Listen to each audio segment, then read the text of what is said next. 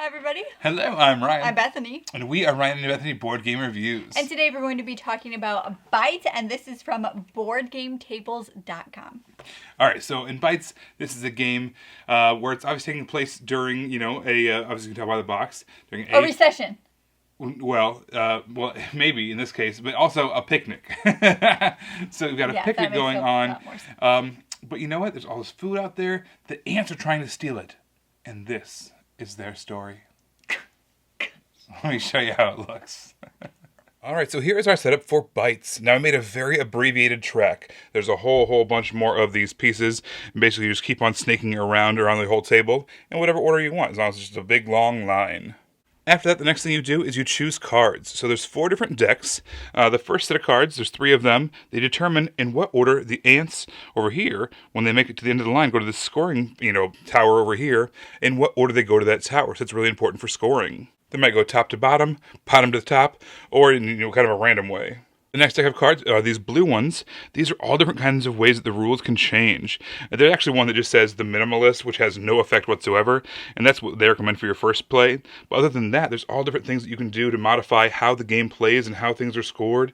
You can even get, there's sticks that you can add in. You have to hop over those sticks, but you get negative points. Or there's something like a picky eater who gets extra points if you can match up certain kinds of foods. So there's all different ways to add, bonus rules to this game. Now, there are 5 main kinds of food in this game. There's the grapes, bread, apples, cheese, and peppers, but there's also chocolate and wine as well. And so, since those are not part of the main game, there's a deck for each. There's a wine deck and a chocolate deck. You choose one each of those cards to represent what the wine is going to be in that game and what the chocolate is going to be in that game. The wine is usually some kind of a scoring mechanism. For instance, for however many wines you have, you get X amount of points, something like that. The chocolates, however, are again some kind of a rule-breaking thing. So you're going to collect these chocolates and spend the chocolate on a future turn to either, do something like make your ant go faster, or perhaps you want to, steal some food from somebody else. So all those chocolate tiles are going to be able to do whatever special power based off the card that they were drawn at the beginning of the game. So I've kind of got all that out of the way, but now how does the game actually work? So basically we've got these 5 ants over here, and they all like a certain kind of food to walk on. So for instance, the purple dude, he can go onto the grapes. However, what he's going to do is either going to eat before or after him. You choose one of those tiles. So let's say he chose the apple. And by the way, look at these pieces. These are kind of these double, I'm not sure if you can really focus on these as well, but they're kind of these double-sided tokens that just have the chew bites in them. They're really cool.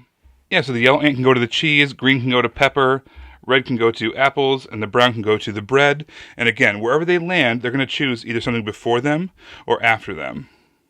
So whatever you collect ultimately is going to go into your collection. So for instance, you always have to go to whatever the most recent one is. So this yellow, if he wants to eat cheese, he has to keep on following this track all the way up here.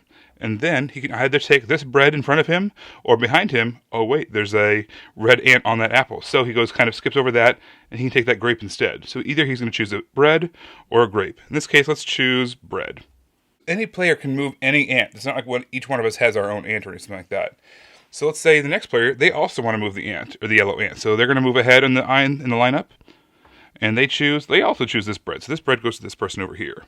And if the lineup starts to look a little wonky, you can always move things in order to keep the lineup, making sense. At some point, there's not going to be anything in front of an ant. So for instance, the brown ant, if he wants to, go on the next bread, there is no next bread. So basically, he's going to go all the way over here to this tower.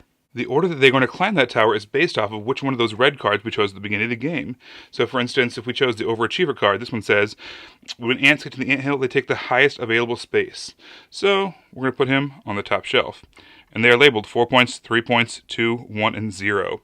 So basically, for every one of these breads that someone has collected, they are now worth 4 points at the end of the game. Also, at the beginning of the game, you set aside one of each of the 5 normal foods, and what's going to happen is if you were the person who puts an ant on the anthill, you get a prize of choosing one of these 5 foods. So since right now, the bread's worth the most amount of points, let's just take the bread out of that pile. Most of the time, you're going to choose whatever is worth the most points based off of this tower, but again, maybe the wine cards or the blue cards might affect that for you.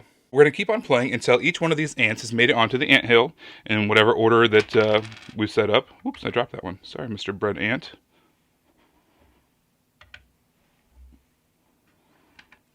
And then we are going to score our points based off of how many they're worth and how much we've collected. Unfortunately, that bottom row is worth 0 points. So if you have, in this case, any of the peppers, they're currently worth 0 points. Remember to spend those chocolate tiles if you've collected any to get some of those special powers, whatever the chocolate tiles are worth that game. And then at the end of the game, also remember to add up whatever your wines are worth. At the end of all that, whoever has the most points wins the game.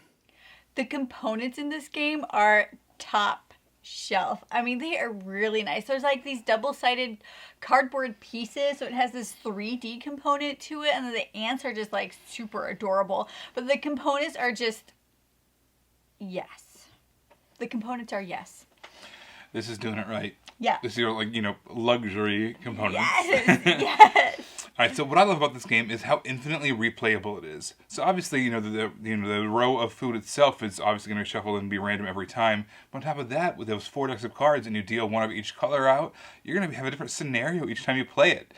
And there's so much different variety, and all the different modules are so different. There's sticks you have to hop over, or there's different there's a zebra colored ant, and there's just so much different extra add-on things, and the way the scoring is sometimes is different. So it's just infinitely replayable. I also really like, and this is probably because I think the components are awesome, but the way it looks on your board is really fun. You can make really fun designs if you wanted to, and not a part of the game. You can just do it just for fun, because that's what I do. But it just looks really neat when it's all laid out on the board, all these ants, all these food pieces, and then the tiered at the end. It just looks really neat. Oh, yeah. All right, so we taught our 7-year-old this game, our 7-year-old superhero daughter. Oh, that's so nice. He said we. It was him. Well, yeah. And she has officially declared this her new favorite game. So, yeah, it's high praise because she is quite the connoisseur these days. But also every new game she plays is her favorite for at least a week. But this has been her favorite for like a month, so that's some long staying power. So this game has a lot more strategy in it than you think when you first play it. It's so cute. It's how could it be strategic? It's about these ants and a picnic recession, and you just think that. But when I first saw it, I thought it'd be fun, but I didn't realize how strategic this game was about what you're going to do, who you're going to move, when, why, all that stuff. There's just a lot more thinkiness to this game than I originally thought was there. I agree. I really enjoy having to try to solve the puzzle that's put in front of you each time you play it. Yeah. Figuring out what cards are maximize on and all that kind of stuff. You know what? This is a keeper. This is staying on the shelf, not going anywhere anytime soon. Yeah, this game is so much fun when you're like wanting to move your ant because you want to do certain things, but then other people move that ant and you don't want them to move that ant because you don't want that ant to get there right away, so you think you're going to mess with other people, but then really the ant that you move that you think you're going to mess with them with isn't messing with them at all. And it's fun. It is fun. Well, thank you so much for watching. Don't forget to subscribe so you can see our videos as they come out. Yes. You can also find us on Facebook under Ryan and Bethany Board Game Reviews. You can find us on Instagram under Ryan and Bethany.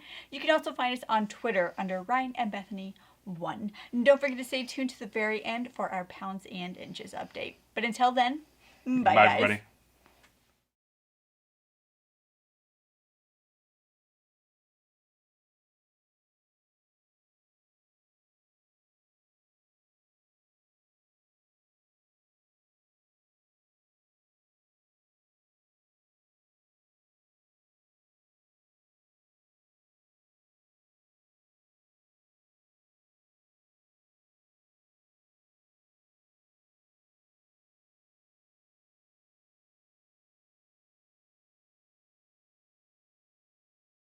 Thank you so much for staying tuned to the very end for our pounds and inches segment. This is where we talk about the things we're trying to do to achieve better health in our life, whether that's physical or mental or emotional.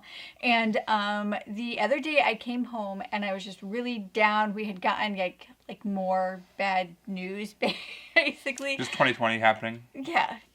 Basically. And I was just really down about it. And then Ryan suggested that I go for a walk because I have discovered that if I don't move specifically outside every day, then it drastically, and I do mean drastically, affects my mental health. So I grabbed our youngest and we went for a walk and jumped in all the puddles. And where there's rain, there are mosquitoes. And we got eaten alive. Like bites. We got bitten so much. Her poor face was just like covered in like mosquito bites. But it worked. By the time I came home, my mood was in complete night and day difference. You can ask Ryan. It was completely different. Just with that simple, like, half hour, 45-minute walk And outside. our daughter loved it too. She had a great time. Yeah, she did. So I just want to encourage all of you guys, if you are like me at all to where your mental health can deteriorate like really fast, I would highly recommend trying to get outside every day. All right, so everybody, if you want to see more videos from us, be sure to click over here to see a playlist. Also, if you want to subscribe to us, hit that middle button right there. And then, and then furthermore, we have over here a video that YouTube has selected for you. How nice of them. That was very kind. Yeah. All right, guys. Thanks for tuning in. We'll see you next time. Bye. Bye.